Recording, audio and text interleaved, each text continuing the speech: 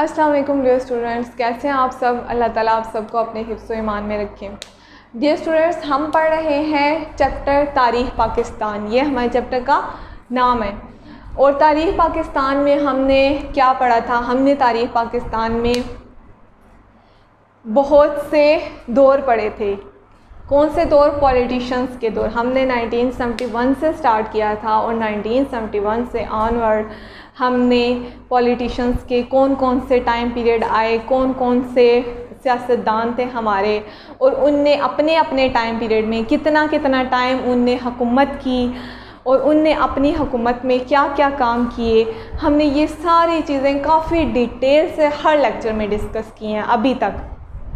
तो dear students, इसमें हमने ये भी देखा कि कौन से जो सियासतदान हैं उनका टाइम पीरियड कितना था और कितने टाइम में उनने क्या क्या काम किए, क्या क्या इक़दामात किए, मुल्क को किस तरह से फ़ायदा दिया, और कौन सी ऐसी बातें हुई या कौन सी ऐसी चीज़ें हुई जिससे मुल्क को नुकसान हुआ, या जो भी कुछ ओवरऑल, मतलब हर पॉजिटिव चीज़ नेगेटिव चीज़ हमने इसमें पढ़ी थी और हम इसमें पढ़ रहे हैं। और हमने क्या किया, आज हम जो चीज़ डिस्कस करने जा रहे हैं वो हम डिस्कस करने जा रहे हैं कारगिल का वाक़या। इससे पहले, इससे प्रीवियस लेक्चर में हमने क्या डिस्कस किया था? हमने डिस्कस किया था एटमी ताकत के बारे में कि पाकिस्तान कब एटमी ताकत बना और किस तरह से एटमी ताकत बना, कि पाकिस्तान ने ये काम कब स्टार्ट किया था, कब इरादा किया था और कब ये इरादा इनका पूरा हुआ था, और किस तरह से कौन कौन से लोगों ने इसमें मदद की थी और हुकूमत ने क्या क्या इक़दामात किए थे, और किस तरह जाके पाकिस्तान क्या बना, एक एटमी ताकत बना। डियर स्टूडेंट्स, ये सारी चीज़ें हमने काफ़ी डिटेल से प्रीवियस लेक्चर में डिस्कस कर ली हैं। तो इस लेक्चर में हम क्या पढ़ने जा रहे हैं? इस लेक्चर में हम पढ़ने जा रहे हैं कारगिल का वाक़या। कारगिल का वाक़या, इसमें हम क्या पढ़ेंगे? इसमें हम देखते हैं कि हम आज क्या पढ़ते हैं। सबसे पहली चीज़ डियर स्टूडेंट्स, आपको पता है कि कश्मीर, रियासत जम्मू और कश्मीर पाकिस्तान की क्या है? शारग है। ये क्या कहा जाता है? पाकिस्तान क्या कहता है कि रियासत जम्मू और कश्मीर पाकिस्तान की क्या है? शारग है।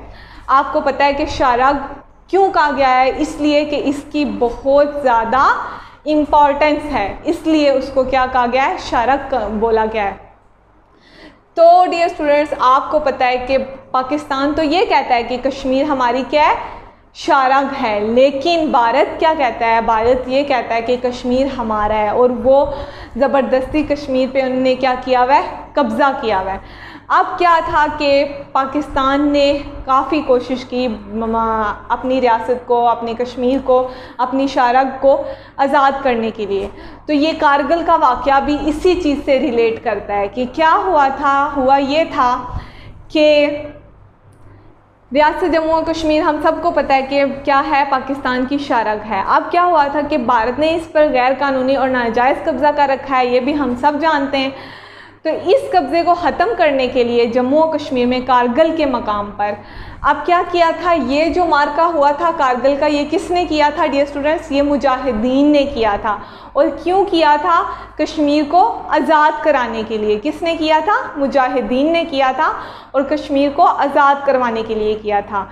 इसमें क्या था कि मुजाहिदीन ने क्या किया? मुजाहिदीन ने लद्दाख जाने वाली जो शाहराह थी ना, कि पहाड़ी चोटियों पर कब्ज़ा कर लिया। मुजाहिदीन ने क्या किया था डियर स्टूडेंट्स? आपको पता होना चाहिए कि लद्दाख जाने वाली जो शाहराह थी उसकी पहाड़ी चोटियों पे मुजाहिदीन ने कब्ज़ा कर लिया था। और फिर उसके बाद क्या हुआ था? उसके बाद ये हुआ था कि भारत की जो सप्लाई लाइन थी उसको क्या किया था? काट दिया था। किसने?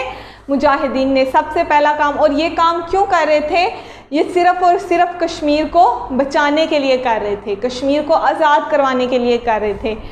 क्या किया था उनने? सबसे पहले ये काम किया था कि लद्दाख जाने वाली जो शाहराह है उसको क्या किया था? उसकी पहाड़ी चोटियों पर कब्ज़ा कर लिया था, और फिर क्या किया था कि भारत की सप्लाई लाइन काट दी थी। उसके बाद क्या हुआ था? पाकिस्तान और भारत के दरमियान कारगिल में जंग छिड़ गई थी। अब क्या हुआ था कि ये काम स्टार्ट किसने किया था? मुजाहिदीन ने किया था। और मुजाहिदीन ने क्यों किया था? क्योंकि वो कश्मीर को आज़ाद करवाना चाहते थे, क्योंकि पाकिस्तान ये समझता है कि कश्मीर क्या है, पाकिस्तान की शारग है, इसलिए इनने क्या किया था, मुजाहिदीन ने लद्दाख जाने वाली जो शाहराह थी उसकी पहाड़ी चोटियों पे कब्ज़ा कर लिया था। और क्या किया था, और ये किया था कि भारत की सप्लाई लाइन को काट दिया था।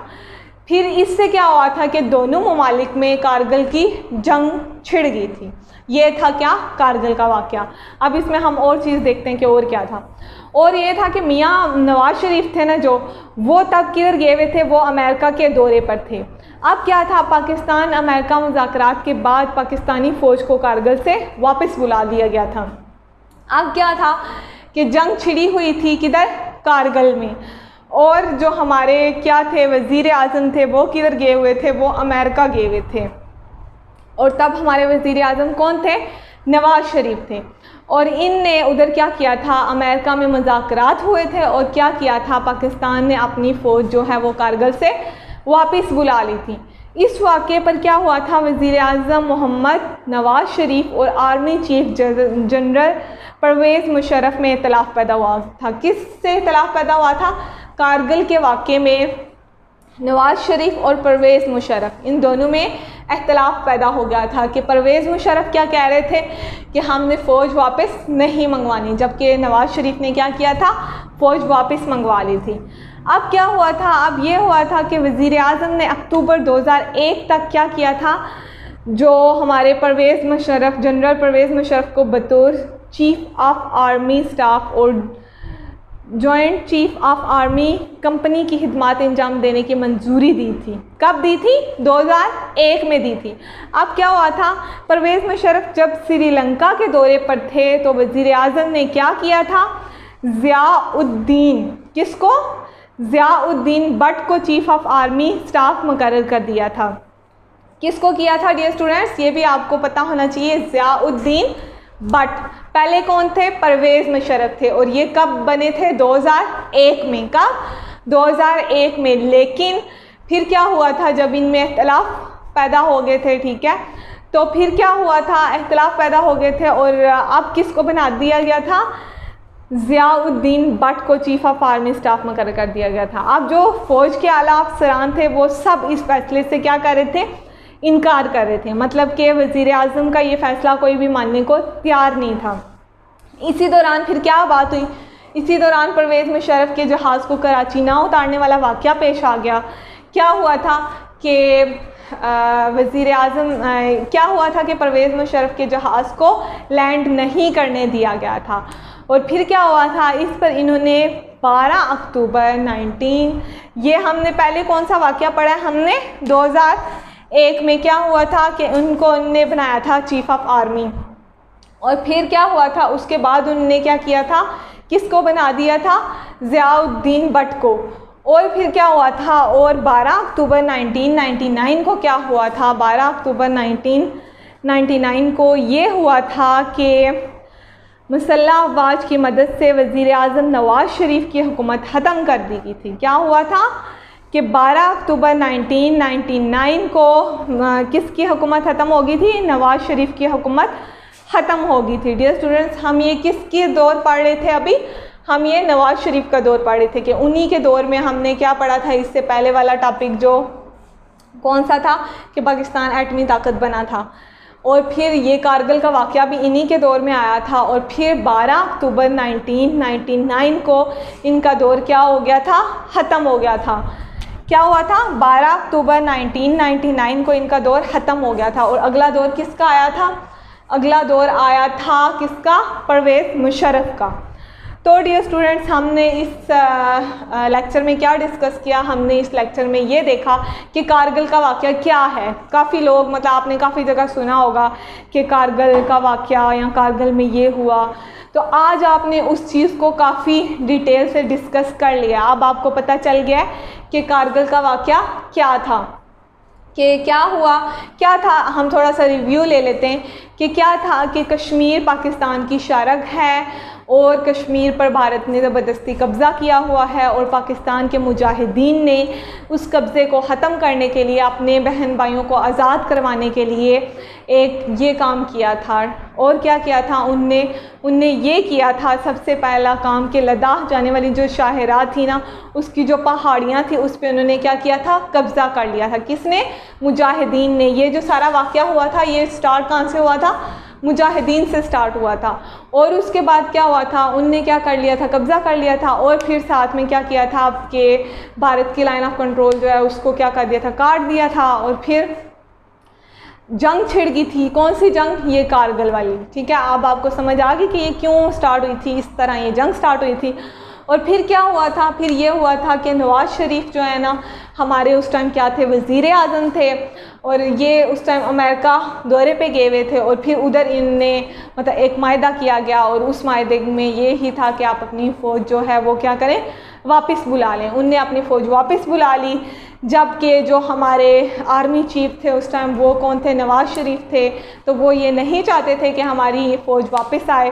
तो इस बात की वजह से इन दोनों में मतलब नवाज़ शरीफ और किस में, नवाज़ शरीफ और परवेज़ मुशर्रफ, इन दोनों में क्या हुआ कि काफ़ी इख्तलाफ पैदा हो गया। और फिर क्या हुआ, हमें पता है कि 2001 में जो है ना नवाज़ शरीफ ने किसको 2001 में कौन, परवेज़ मुशर्रफ जो हैं वो आर्मी चीफ बने थे।